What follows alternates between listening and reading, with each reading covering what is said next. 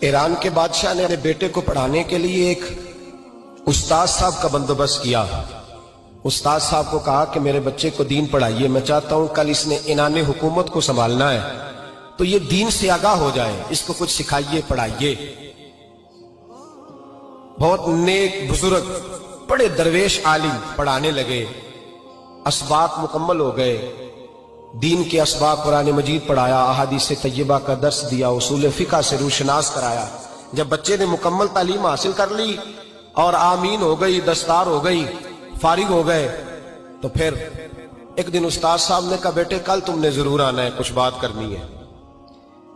शहजादा गया मिलने उस्ताद साहब से। उस्ताद साहब ने कुंडी लगा ली, हाथ में दुर्रा पकड़ लिया, मार मार के पूरे वजूद को जख्मी कर दिया। कोई गलती नहीं, कोई बात नहीं, मारा।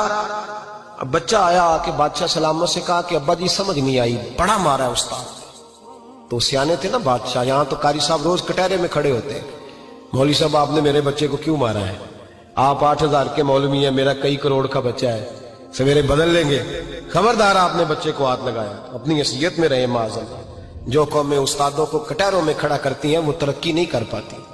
जो उस्तादों को कटहरों में रोज खड़ा करते, कहा अब्बा जी बड़ा मारा है। तो वालिद बड़े समझदार थे, कहने लगे बेटा उस्ताद बाप होता है, वो ज्यादती नहीं करता, कोई बात होगी, मैं तेरे उस्ताद को कटहरे में नहीं बुलाऊंगा। अम्मा से बात की, अम्मा कहने लगी बेटा मैं तेरे बाप से कैसे बात करूं, डर आता। वक्त गुजर गया, 22 साल बीत गए, 22 साल गुजर गए। बादशाह का इंतकाल हुआ, शहजादा तख्त पे बैठा। पहला हुक्म ये दिया कि मेरे उस्ताद को बुलाओ। पहला हुक्म। उस्ताद जी बूढ़े हो गए थे, छड़ी के ऊपर टेक लगा के आए और भवें सफेद होके झुक गई थी।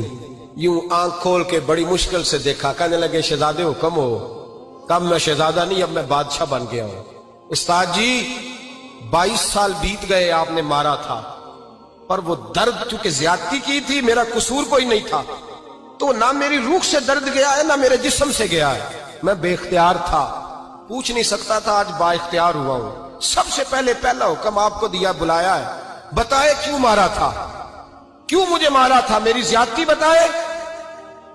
तो उस्ताद, बूढ़े उस्ताद की आंखें आंसुओं से भर गईं। कहने लगे बेटे बस आज के दिन के लिए मारा था, ये जो दिन आ गया ना मेरी जिंदगी में, इसलिए मारा था। ये मैं चाहता था मेरी जिंदगी में वक्त है आज के, बस मेरी मुराद पूरी हो गई। कहा साहब किस लिए, मुझे भी समझाए। आप फरमाने लगे कितनी देर हो गई तुझे मार खाए हुए, कितना जमाना बीत गया। कहने लगा 22 साल। पर मैं जख्म भूले तो नहीं, दर्द खत्म तो नहीं हुई, तुम्हें बात एक मिनट के लिए भी तुम्हारे हाफजे से महव तो नहीं हुई। का उस्ताद जी रोज रात को याद आती, रोज ख्याल आता था।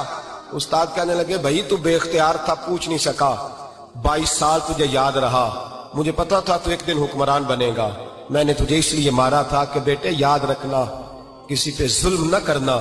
अगर तुझे 22 साल तक याद रहा है तो जिस पर तू जुल्म करेगा उसे भी कयामत तक याद रहेगा। और ये याद रखना, तू आज बाइख्तियार हुआ तो तूने मुझे बुला लिया है, कयामत के दिन गरीब बाइख्तियार हो जाएंगे, मजलूम बाइख्तियार हो जाएंगे। वो बाइख्तियार होंगे लिल्लाहिल वाहिदिल कहार, रब करीम की बारगाह के अंदर उनका इख्तियार होगा, अकेले अल्लाह की हुक्मरानी होगी। फिर वो बुलाएंगे बड़े बड़े कज कुला, दुनिया में जिनकी पगड़ियां ऊंची थी वो सर झुकाए खड़े होंगे। दुनिया में जो डिक्टेटर बनते थे उनकी पुश्तें लाल होंगी, उनको गद्दार लिखा जाएगा, कयामत तक नहीं भूलेगा। जुल्म करना तो सोच समझ के करना, इतना करना जितना तुम सह सकते हो, इतनी ज्यादती करना जितनी कयामत में तुम बर्दाश्त कर सकते हो।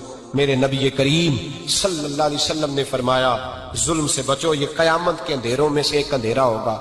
जिंदगी में ज्यादती न करें, अगर थोड़ी देर के लिए कोई चीज बर्दाश्त कर जाएंगे तो वो फायदा दे जाएगी, कुछ देर के लिए अगर सह जाएंगे तो नफा मिल जाएगा। सहने की कोशिश करें।